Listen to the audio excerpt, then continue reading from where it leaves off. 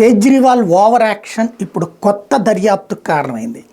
మొన్న ఆ కేజ్రీవాల్ మంత్రివర్గానికి సంబంధించినటువంటి మంత్రి తాజాగా ఓ ప్రకటన చేసింది. ఏది ఈడీని దగ్గర కేజ్రీవాల్ని కలిసి వచ్చాక కేజ్రీవాల్ గారు తొలి ఆదేశం ఇచ్చారు, ఈడీ కస్టడీ నుంచి మంచినీళ్ల పథకానికి సంబంధించి పరిష్కరించమని చెప్పి సూచించారు, ఇదిగోండి అంటూ ఒక ఆర్డర్ కాపీ చూపెట్టింది.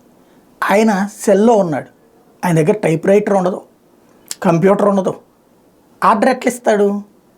ఒకటి వీళ్ళు టైప్ చేసి తీసుకెళ్తే సంతకం పెట్టాలి, అదైనా సరే ఆ పేపర్ వాళ్ళకి చూపించి ఇవ్వాల్సిందే. కానీ ఆవిడ చూపించేసింది. మరి లేనటువంటి ఆర్డర్ ఎక్కడి నుంచి వచ్చింది? మేబీ కేజ్రీవాల్ అరెస్ట్ అవుతాడని ముందే తెలుసు కాబట్టి తను కొన్ని పేపర్ల మీద టైప్ చేసి సంతకాలు పెట్టించి ఉండాలా.